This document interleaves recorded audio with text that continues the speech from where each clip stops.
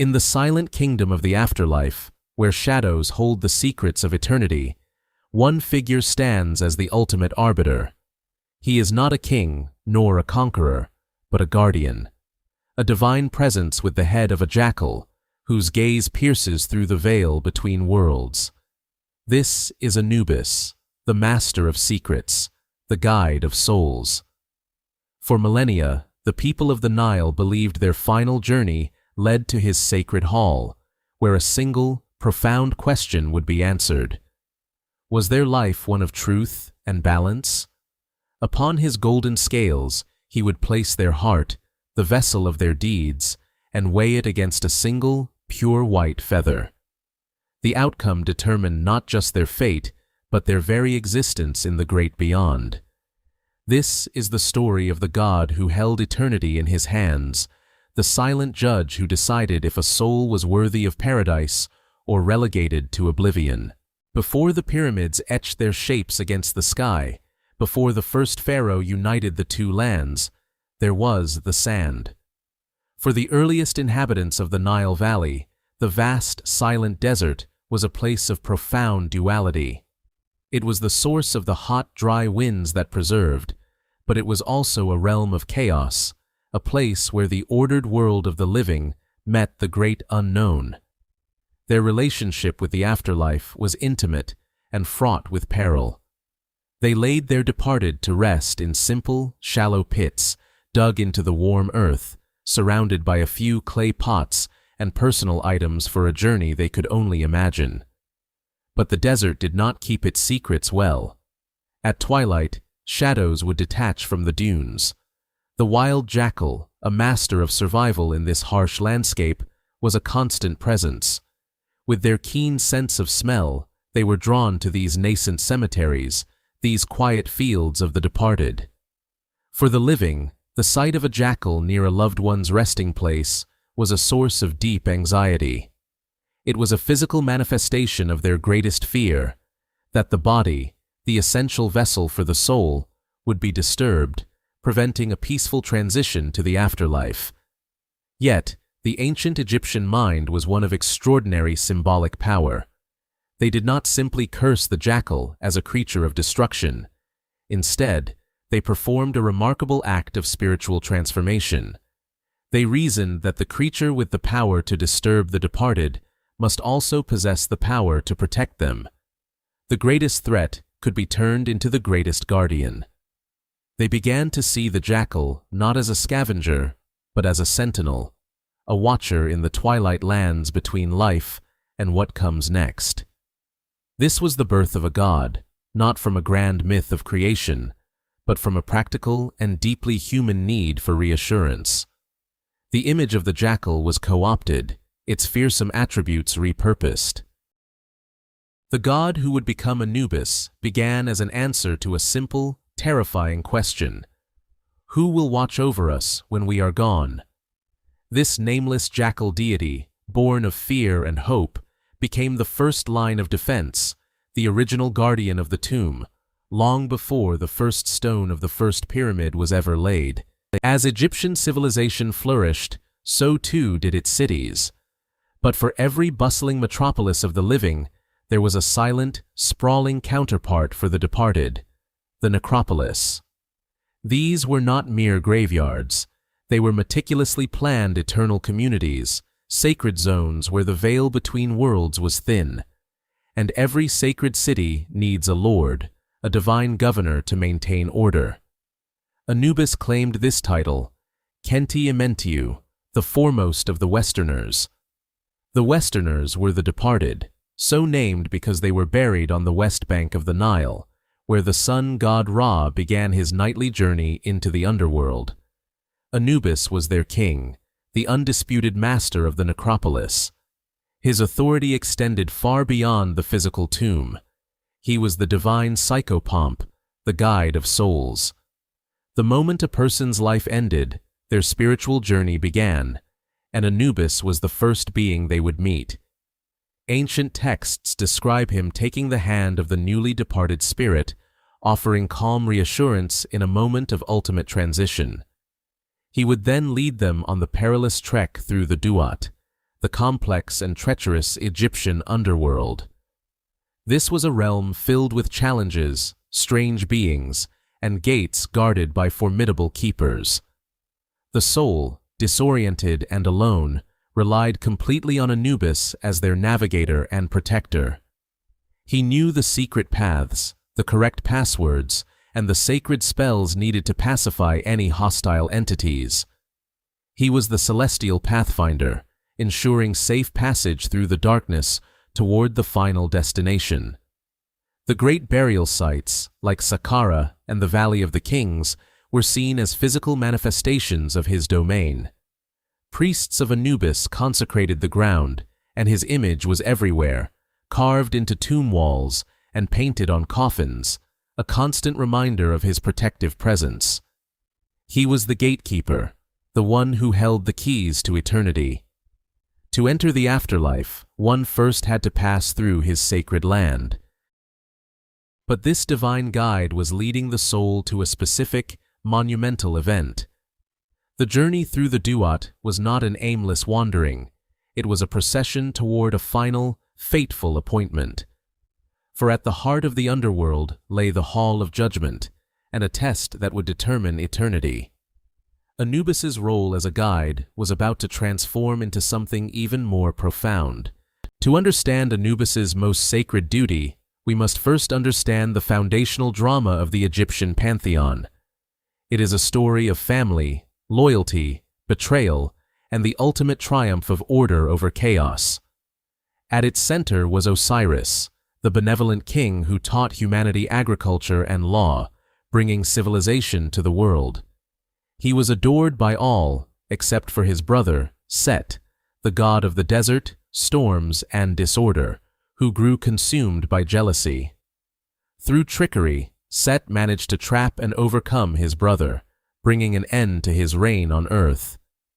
But Set's ambitions did not end there. He dismembered the body of Osiris and scattered the pieces across the land of Egypt, hoping to prevent his brother from ever finding peace in the afterlife. The world fell into sorrow, but Isis, Osiris's devoted wife and a goddess of immense magical power, refused to accept this fate. Aided by her sister Nephthys, she embarked on an epic quest to find every piece of her beloved husband. As she recovered each part, she was faced with a challenge. How could a fragmented body serve as a home for a spirit in the next world? It was here that Anubis stepped forward from the shadows of myth to perform his most critical act. In some versions of the story, he is the son of Osiris and Nephthys, making him the loyal nephew. In others, he is the ancient god of the afterlife who offers his expertise. Regardless of his origin, his role was pivotal. Working with the two goddesses, Anubis used his divine knowledge to meticulously reassemble the body of the fallen king. He then performed the world's first embalming rite, anointing the body with sacred oils and wrapping it in pure linen bandages, reciting powerful incantations with every fold.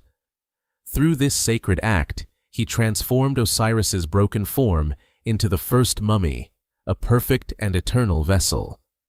This ritual was not merely about preservation, it was a potent act of resurrection. It ensured that Osiris could be reborn as the undisputed and everlasting king of the underworld. This myth established the divine blueprint for every Egyptian who followed. Osiris became the ruler of the afterlife, and Anubis became his chief minister, the divine embalmer who made eternal life possible. The fate of one god became the hope of all humanity. The myth of Osiris was not just a story, it was a sacred instruction manual. The divine embalming performed by Anubis became the earthly practice of mummification, a complex and holy craft essential for eternal life. On the west bank of the Nile, near the cities of the departed, stood the Wabet, or pure place, the embalming workshops.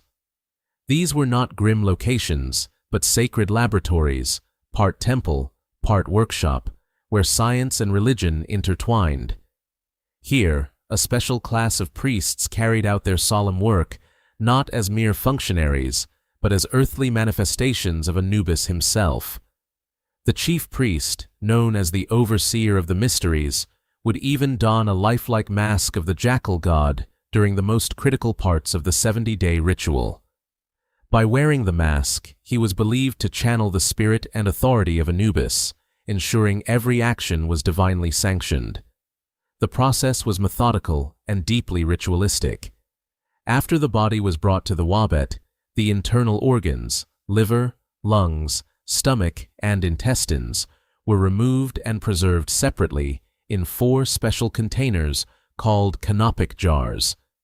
Each jar was protected by one of the 4 sons of Horus. The heart, believed to be the seat of intellect and memory, was carefully left in place, for it would be needed in the final judgment.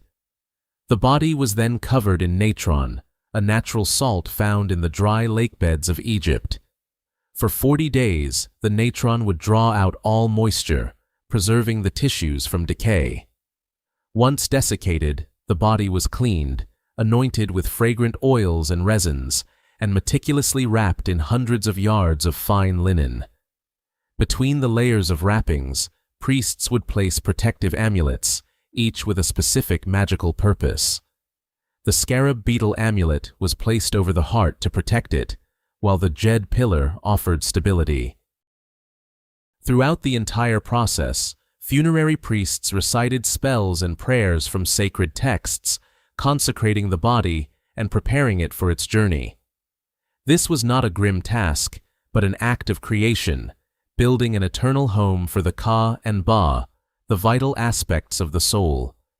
The priests of Anubis were the architects of eternity, and their sacred craft was the key that unlocked its door. After the long journey through the underworld, guided by Anubis, the soul finally arrived at its destination, the Hall of Two Truths.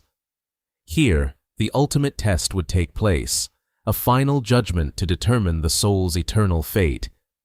This was the moment all Egyptians, from the pharaoh to the commoner, prepared for their entire lives.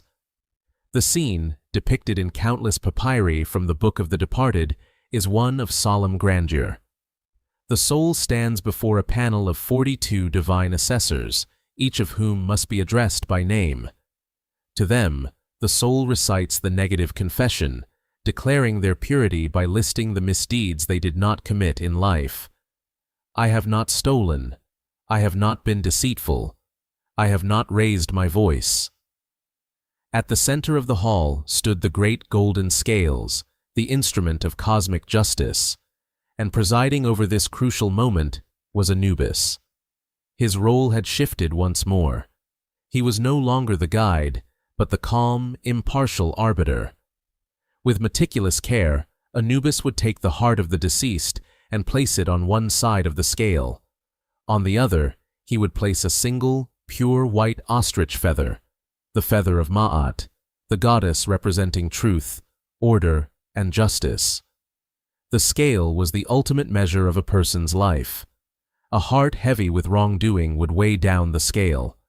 A heart that was pure and lived in accordance with Ma'at would be in perfect balance with the feather.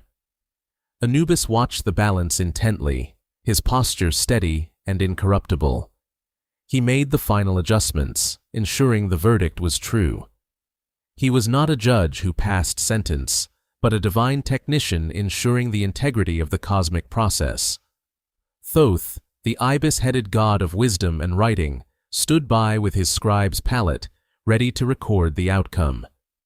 If the heart was balanced, the soul was declared Ma-Keru, or true of voice, and granted entry into the field of reeds, a blissful paradise. If the heart was heavy, it was thrown to the monstrous devourer, Amit. From a wild creature of the desert, Anubis had become the ultimate symbol of a fair and orderly passage into eternity. He was the guardian who promised that every life had meaning, and that in the end, truth would be weighed with divine precision. The final breath leaves the body. In the world of the living, rituals of mourning begin. But for the soul, the Bia, a new and bewildering existence has just dawned. It is a state of transition, a journey through a realm of shadows and uncertainty, known as the duat. This is not a path one can walk alone. At this crucial moment, a figure emerges from the twilight. He is not a specter of fear, but a calm and powerful presence. This is Anubis, the divine guide, the psychopomp. His form, a man with the head of a jackal, is deeply symbolic. Jackals were creatures of the threshold, often seen at the edges of the desert where the fertile lands ended and the untamed wilderness began. They roamed the cemeteries at dusk and dawn, occupying the space between day and night, between the domain of the living and the realm of the departed. In this, they mirrored Anubis's own role as a guardian of the borderlands between worlds. Anubis takes the spirit by the hand, his grip firm and reassuring. He is the master of the hidden paths, the keeper of the secret knowledge needed to traverse the underworld. The duat is fraught with peril. It is a landscape of illusion and danger, populated by fearsome demons, fiery lakes, and gates guarded by monstrous beings who challenge all who try to pass. Without a guide, a soul would be lost, devoured, or annihilated. But Anubis knows the way. He knows the correct incantations, the potent words of power that placate the guardians and repel the malevolent spirits. His presence is a shield, protecting the vulnerable soul on its arduous passage. His connection to the deceased began long before this moment, in the embalmer's workshop. As the patron of mummification, he presided over the physical preservation of the body, the vessel that the soul would need for the afterlife. He was the one who prepared the vessel for its eternal voyage. Now, in the spiritual realm, he completes his sacred duty. He does not judge, he simply guides and protects.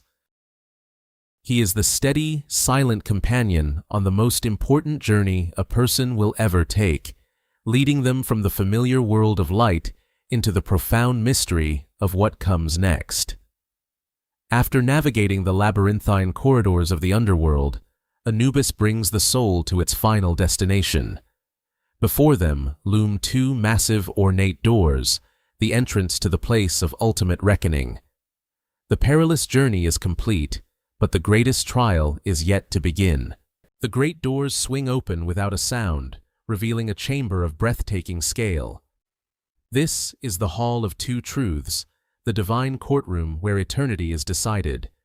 The air itself seems to hold its breath. The soul, led by Anubis, steps inside and is met with an awesome sight.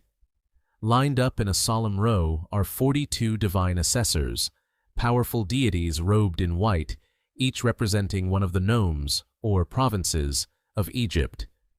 Each judge is responsible for a specific type of moral transgression, and their combined presence embodies the totality of divine law. At the far end of the hall, seated on a magnificent throne, is Osiris, the lord of the underworld.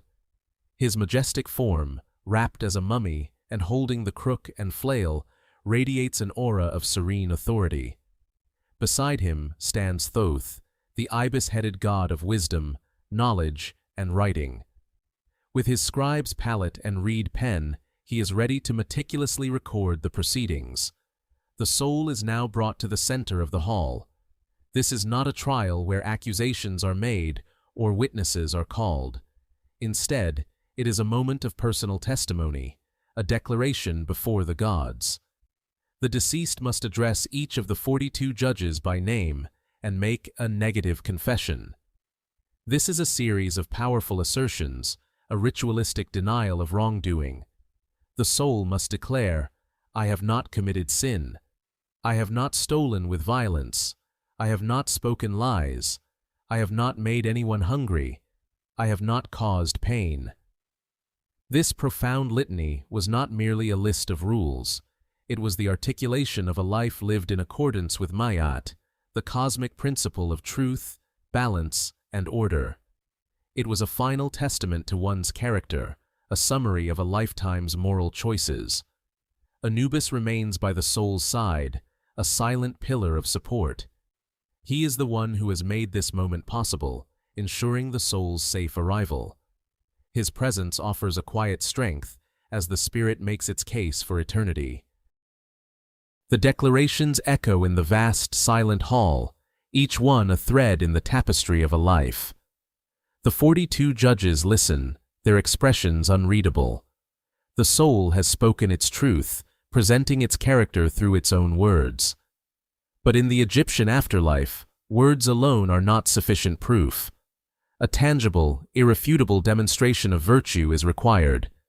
The spoken confession must be validated by a physical test. Anubis now gently guides the soul forward, toward the very heart of the chamber, where the ultimate instrument of judgment awaits. There, in the center of the Hall of Two Truths, stands an object of exquisite craftsmanship and immense power, a set of large, perfectly balanced scales. Forged from gleaming gold, the instrument reflects the ethereal light of the chamber, its surfaces polished to a mirror sheen. This is not a merchant's tool for weighing grain or metal. This is the divine instrument of cosmic justice, the mechanism that will determine an eternal fate. The scales themselves are a potent symbol, deeply embedded in the ancient Egyptian worldview. They represent the fundamental concept of Ma'at, the essential balance that underpins all of creation. Justice, order, harmony, and truth were not abstract ideas, but a tangible force that had to be maintained in the world, in society, and within the individual. Any disruption to this balance, any act of injustice or chaos, was a tear in the fabric of the universe. These golden scales are the physical embodiment of that principle. They are the final arbiter, incapable of bias, error, or deception. Their operation is governed by cosmic law, and their verdict is absolute and final. Anubis, in his role as the master of this ceremony, approaches the scales with practiced reverence. His movements are precise and deliberate. He checks the balance, ensuring the arm is perfectly level and the two pans hang in perfect equilibrium. He is the divine technician, the one who guarantees the integrity of the process. His presence ensures that the judgment will be conducted according to sacred protocol. He is not the judge, but the facilitator of justice. The tension in the hall becomes almost unbearable. The soul watches, knowing its entire existence has converged on this single, pivotal moment. Every choice made in life, every word spoken, every secret thought has led to this weighing. The 42 assessors, Osiris and Thoth, all fix their gaze upon the scales. The fate of the soul hangs in the balance, literally suspended on the fulcrum of this divine instrument. The scales are more than just a piece of equipment. They are the nexus point where the mortal world's deeds are measured against an eternal, unchanging standard. They are the gateway through which one must pass to enter the paradise of the field of reeds. The instrument is prepared. The divine court is watching. The time for the final, definitive test has arrived. Anubis now turns to the soul, his gaze communicating that the moment has come to present the evidence, the one item that will be placed in the balance to be weighed against eternity. The offering placed upon the golden scales is not a material possession. No amount of worldly wealth or status has any value in the Hall of Two Truths. The object to be weighed is far more intimate, far more profound. It is the heart, the ib. For the ancient Egyptians, the heart was the very core of a person. It was not simply the engine of the body's circulation. It was the seat of intelligence, the source of emotion, the chamber of memory, and the home of the conscience. It was believed that every action, every thought, every intention a person had throughout their life was recorded within the heart. It was the complete and incorruptible chronicle of one's moral and ethical journey. This belief is why, during the mummification process, the heart was the only major internal organ that was carefully preserved and placed back within the body cavity. While other organs were removed and stored in canopic jars, the heart had to remain with the individual. It was the essential evidence they would need to present at their final judgment. Now, in the silent hall, Anubis performs his sacred task. With hands that are both gentle and steady, he reaches for the heart of the deceased. In some depictions, it is the physical organ itself. In others, it is contained within a small urn. He carefully places it onto one of the golden pans of the scale. The pan dips perceptibly under the weight of a human life. It is the moment of ultimate exposure. The heart is now the star witness in its own trial. It cannot lie. It cannot conceal the truth of the life it has sustained. It holds the burden of every falsehood, the heaviness of every selfish act, the weight of all malice and greed.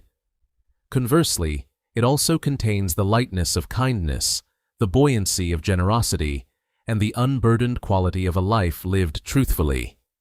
The soul can only watch as its very essence is measured. Will it be found heavy, dragged down by a lifetime of poor choices and negative deeds?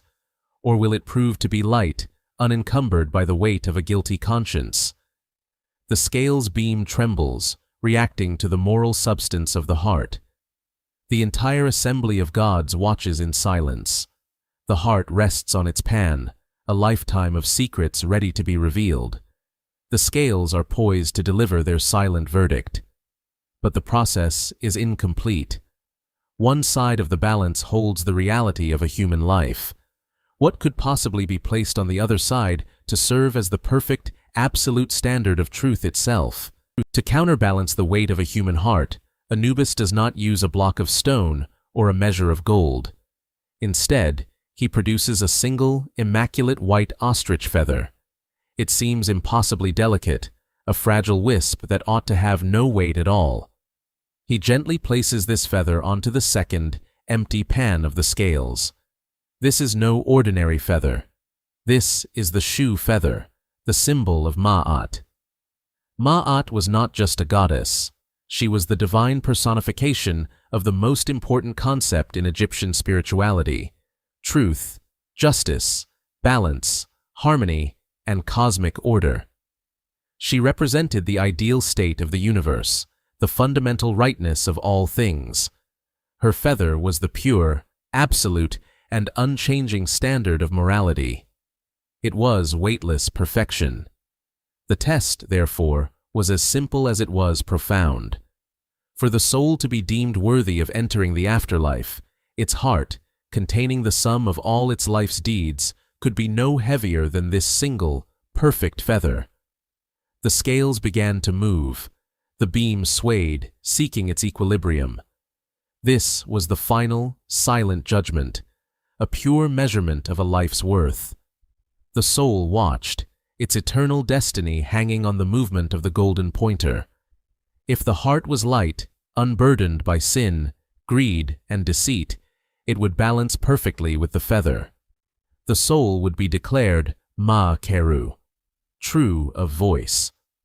Thoth, the divine scribe, would record the favorable verdict. Osiris would then welcome the justified spirit into the field of reeds, a blissful paradise, a perfected version of the Egypt they had known, where they would live for all eternity. Anubis's role as guide would be complete, his charge delivered safely to a blessed existence. But if the heart was heavy, weighed down by a lifetime of wrongdoing, the scales would tip decisively. The heart would sink, heavier than the feather of truth. This outcome signified a life lived out of balance with cosmic order. The verdict was failure, and the consequence was absolute. For those who passed this ultimate test, the long journey through the underworld, guided by the faithful Anubis, ended in triumph and eternal peace. But for those who failed, a terrifying presence waited patiently beside the scales. A monstrous creature, a composite of the most fearsome animals known to the Egyptians, watched the proceedings with hungry eyes. Her name was Ammit, the devourer of souls. As the heavy heart condemned its owner, Ammit would stir. The scales had rendered their final, inescapable judgment, and the ultimate consequence, be it blissful paradise or total oblivion, was now at hand. The scene is the Hall of Two Truths, the final destination for every soul. Anubis has completed his task, his steady hand guiding the balance. But for some, the scales do not settle into equilibrium. The heart, heavy with a lifetime of misdeeds, sinks, pulling the feather of Mayat high into the air. It is in this moment of ultimate failure that a new figure emerges from the shadows. She is Ammit, the devourer of the unjust, a presence that embodies the stark finality of Egyptian justice. Ammit is not a goddess to be worshipped, nor a demon to be appeased. She is a divine enforcer, a terrifying personification of cosmic consequence.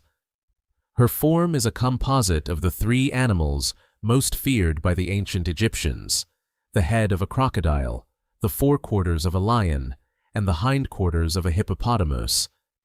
She is the ultimate predator waiting patiently at the foot of the scales. Her role is not to punish, but to obliterate. The ancient Egyptians did not conceive of an afterlife of eternal torment. For them, the most profound horror was the complete cessation of being. To be consumed by Ammit was to face the second passing, a permanent erasure from existence. The soul would have no place in the field of reeds, no memory left among the living, and no chance at rebirth. It would simply cease to be, its essence unmade. This concept reinforced the importance of living a righteous life. Ammit's presence gave the judgment its gravity. Without her, the weighing of the heart would be a mere formality.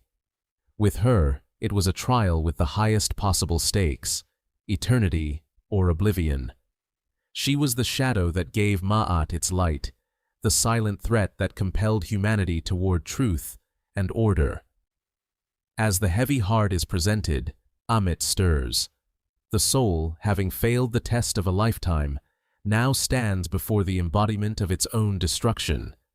There are no more appeals, no more spells to be recited. There is only the devourer, and the silent, final verdict she is about to render. The moment of uncreation has arrived, a fate from which there is no return and no escape.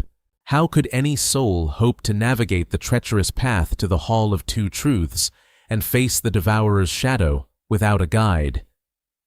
The ancient Egyptians, meticulous in their preparations for eternity, created the ultimate travel companion for the afterlife. It is known today as the Book of the Dead, but its true name was far more evocative: the Book of Coming Forth by Day. This was not a single standardized text, but a personalized collection of spells, hymns, and instructions inscribed on a papyrus scroll, tailored to the individual it was meant to protect. Placed within the coffin, it was a user's guide to the underworld, an indispensable map for the soul's perilous journey. The scrolls contained magical utterances designed to overcome specific obstacles. There were spells to repel hostile creatures, to navigate confusing pathways, and to grant the deceased power over the elements. Anubis himself often appears in the vignettes, leading the soul by the hand toward the final judgment, reinforcing his role as the psychopomp, the gentle guide through the darkness. Perhaps the most crucial part of the text was spell 125, the negative confession. Before a tribunal of 42 divine judges, the soul had to declare its innocence of a long list of potential wrongdoings. "I have not committed sin," the soul would proclaim, followed by a litany of specific denials. "I have not stolen. I have not spoken falsely. I have not caused anyone to go hungry." This was not an invitation to lie, but a demonstration of the soul's understanding of Ma'at, the cosmic principle of truth and order. Equally important was spell 30b, often inscribed on a scarab amulet placed over the mummy's heart. This spell implored the heart not to bear witness against the deceased during the weighing ceremony. It was a plea for the soul's own conscience not to betray it at the most critical moment. With the Book of the Dead as its script, the soul could confidently face the gods, answer their questions, and prove its worth. It was the ultimate preparation, turning the uncertainty of the afterlife into a structured, manageable ritual. Having recited the spells and proven their knowledge of divine law, the deceased could finally be declared Ma Keru, true of voice, and earn their place in paradise. The sacred spells of the Book of the Dead and the profound rituals of the afterlife were not abstract concepts. They were anchored in the physical world, in cult centers where the gods were worshipped daily. For Anubis, the heart of his earthly veneration was a city in Upper Egypt known by its Greek name, Cenopolis, the city of the dog. To the Egyptians, it was Hardai. For millennia, this was the primary center of the Anubis cult, a place where the god's presence was felt not just in spirit, but in the very fabric of the community. Imagine a bustling provincial capital, its skyline dominated by the grand temple dedicated to the jackal god. Here, a complex and influential priesthood developed theological narratives that shaped the understanding of Anubis across the kingdom. They were the keepers of his mysteries, the custodians of his image, and the beneficiaries of a constant stream of pilgrims who came to pay homage and seek the god's favor for their own afterlife. The devotion at Cenopolis extended beyond statues and temples. The city became famous for its reverence for the jackal and the dog, animals seen as the physical manifestations of the god. Sacred canines were likely kept in the temple precincts, treated with the utmost respect and cared for by the priests. They lived as divine representatives on earth. Upon their passing, they were given the same honor as devout humans. They were carefully mummified. The true scale of this practice is staggering. Archaeologists have unearthed vast catacombs near the site of ancient Cenopolis, subterranean galleries packed with the mummified remains of an estimated 8 million canines. This was not a simple graveyard. It was an industrial-scale operation of faith that spanned centuries. Pilgrims would purchase a mummified animal as a votive offering to the god, a tangible prayer for protection and guidance. The catacombs of Cenopolis are a silent, powerful testament to the depth and endurance of the cult of Anubis. They reveal a faith that was deeply personal and widely practiced, where the god of the dead was a constant and accessible presence in the lives of the living, honored through the creatures that walked the earth in his image. Within the temple walls of Cenopolis and across all of Egypt, a special class of men served as the earthly conduits for Anubis's power. These were his priests, and their duties went far beyond chanting hymns. They were ritual specialists, sacred artisans, and the masters of the most critical transition in any Egyptian's existence: the journey from life to afterlife. The most striking figure in these rites was the priest known as the overseer of the mysteries. During funerary ceremonies, he would often don a magnificent, life-sized mask of a jackal, becoming a living effigy of Anubis. In this divine guise, he would perform the opening of the mouth ceremony. This was a pivotal moment. Using a set of specialized instruments, such as an adze and a ritual blade, the priest would symbolically touch the mouth, eyes, nose, and ears of the mummy. This act was believed to magically reawaken the senses of the deceased, allowing the soul to see, speak, and breathe again in the afterlife. It was the final step in transforming the preserved body into a viable spiritual vessel. The priests of Anubis were also inextricably linked to the sacred art of embalming. The 70-day process was a complex blend of practical science and deep religious significance. Under the watchful guidance of a head embalmer, who might also wear the Anubis mask, every step was a ritual. The removal of internal organs, the drying of the body with natron salt, and the careful wrapping in linen bandages were all acts of purification and preservation. Each layer of linen could be accompanied by specific prayers, and amulets were tucked within the folds to provide magical protection. These priests were not merely technicians, they were theologians of the body. They understood that by preserving the physical form, they were ensuring the soul's eternal home. They were the earthly agents of Anubis, mirroring his divine role. While he prepared the soul for its journey in the underworld, they meticulously prepared the body to receive it, ensuring that death was not an end, but a carefully managed and sacred beginning.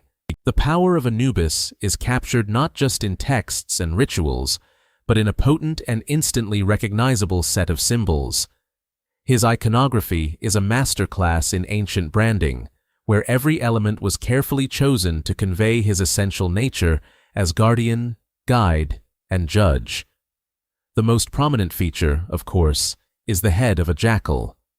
This choice was born from careful observation of the natural world.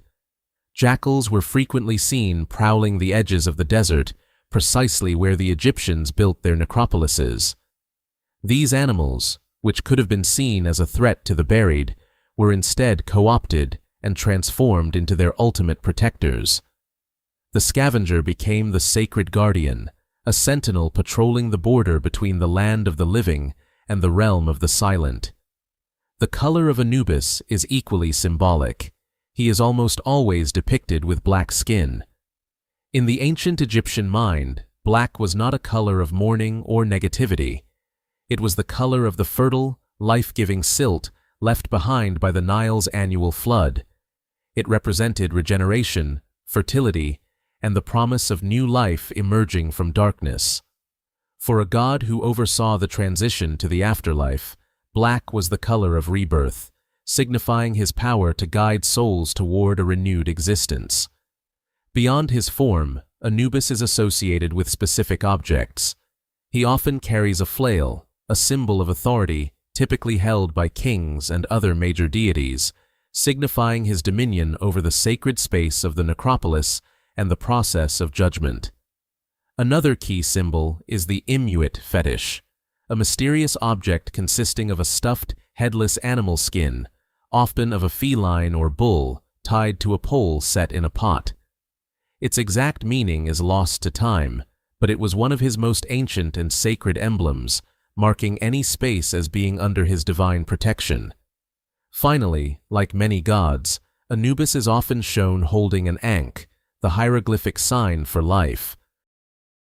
In the hands of the guide to the underworld, its meaning is profound. It is the promise he offers to the righteous, that he is not a figure of finality, but a gatekeeper to an existence that continues forever. In the grand theater of Egyptian mythology, divine roles were rarely simple, and family lines were often drawn, erased, and redrawn.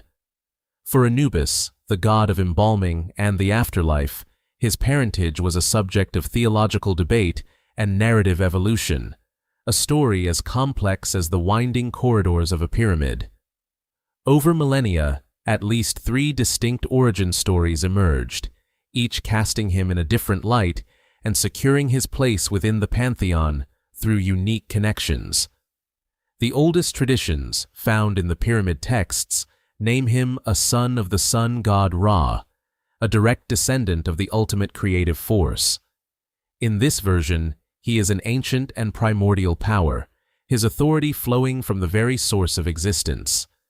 Yet, this lineage would eventually be overshadowed by a far more dramatic and personal tale of palace intrigue.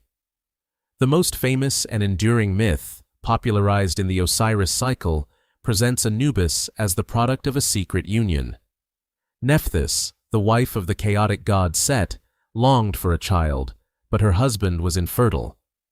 Desiring the heir she could not have with her own husband, she devised a plan to be with Set's noble brother, Osiris. Whether through a clever disguise or a moment of weakness, she succeeded. The child of this forbidden affair was Anubis. Fearing the wrath of her husband Set, Nephthys abandoned the infant in the marshes. But he was not lost for long. Isis, the faithful wife of Osiris, discovered the child and, showing immense compassion, adopted him as her own. This act of kindness forged an unbreakable bond. Anubis became the devoted protector of his adoptive mother and the father he barely knew. This narrative brilliantly explains his unwavering loyalty to Osiris's family and his opposition to Set, making him a guardian born from betrayal but raised by virtue. A third, less common tradition claims Anubis was the natural son of Set and Nephthys. This version creates a fascinating internal conflict, positioning him as the offspring of Osiris's greatest enemy, yet still serving the cause of order and justice. It paints him as a figure who transcends his chaotic heritage to uphold cosmic balance. These shifting origins reveal a core truth about ancient Egyptian religion. Mythology was fluid, adapting to new ideas and political currents. Whether the son of Ra, Osiris, or Set, Anubis's role remained constant. He was the ultimate insider and outsider, a bridge between rival divine houses, uniquely positioned to serve all souls, regardless of their origin, on their final journey. When the armies of Alexander the Great marched into Egypt in 332 BCE, they brought more than just a new ruling dynasty. They brought a new culture and a pantheon of different gods. In the centuries that followed, under the Ptolemaic kings and later the Roman emperors, the ancient beliefs of the Nile did not simply vanish. Instead, they began a fascinating process of fusion, a cultural and religious blending known as syncretism. It was in this great melting pot of ideas that Anubis underwent his most remarkable transformation, merging with a Greek counterpart to become a new hybrid deity, Anubis. The Greeks saw in Anubis a reflection of their own god, Hermes. The parallels were undeniable. Both were psychopomps, divine figures responsible for guiding the souls of the departed to the underworld. Both were messengers, traversing the boundaries between the worlds of the living and the beyond. And both were associated with secret knowledge and esoteric wisdom. It was a natural and powerful pairing. The resulting figure, Anubis, was a perfect visual and theological blend of both cultures. He was typically depicted with the muscular, idealized human body of a Greek god, often clothed in Roman attire, but crowned with the unmistakable head of a jackal. In his hand, he might carry the traditional Egyptian ankh, or waz scepter, but just as often he held the caduceus, the serpent-entwined staff of Hermes. His primary center of worship was a city the Greeks called Cenopolis, or City of the Dog, where his role expanded. Anubis was not just a guide for the dead, but also a revealer of divine truths to the living. He became a key figure in the burgeoning Hermetic and alchemical traditions, sought after by philosophers and mystics who believed he held the keys to understanding the universe. The Roman author Apuleius, in his novel The Golden Ass, describes a procession of Isis where a priest appears as Anubis, his jackal head gleaming with gold, carrying the caduceus as he mediates between the heavens and the underworld. This new form gave Anubis an extended life, allowing his worship to thrive in a world dominated by Greco-Roman culture. He became a bridge between two mighty civilizations, a testament to the adaptability of faith and a symbol that the journey of the soul was a universal concern, understood by all people, regardless of the name they gave their guide. For 3,000 years, the gods of Egypt had watched over the Nile. Their temples were centers of economic, political, and spiritual life. For millennia, Anubis had opened the ways for the departed, offering a promise of order and continuation in the face of life's greatest uncertainty. But as the Roman Empire solidified its control over Egypt, a new faith from the East began to spread with quiet, inexorable force. This new belief, Christianity, offered a single God, a single path to salvation, and it had no room for a pantheon of animal-headed deities.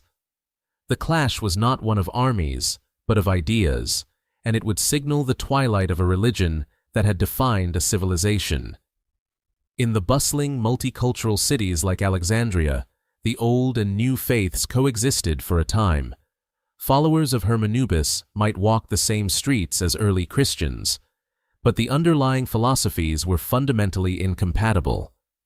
To Christian theologians, the Egyptian gods were not divine beings, but false idols, dangerous deceptions that led humanity astray.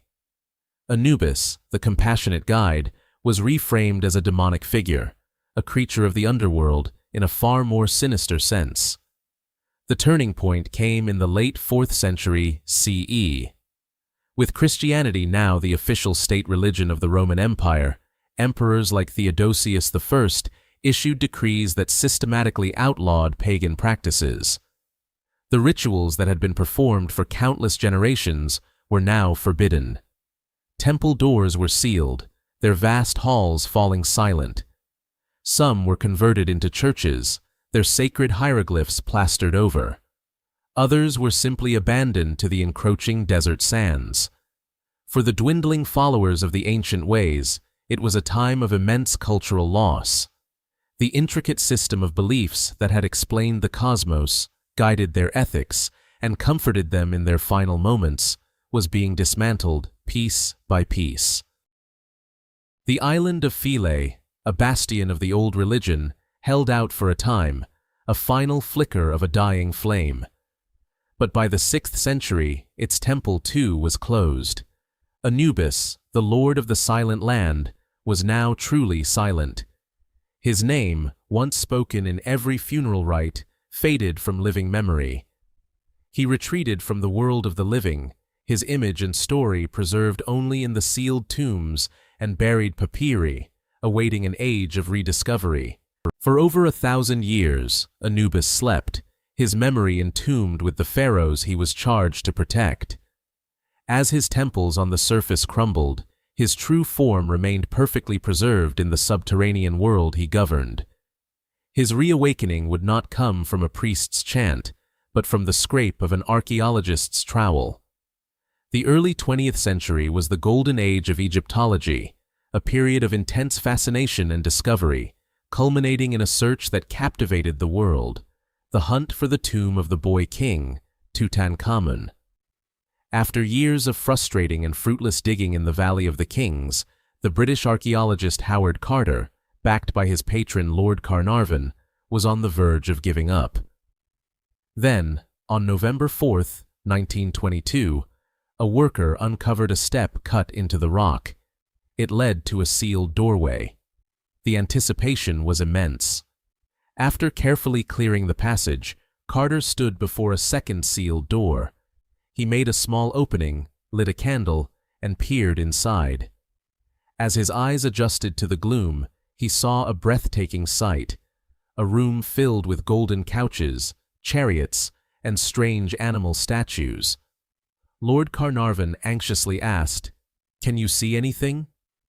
Carter could only reply, "Yes, wonderful things."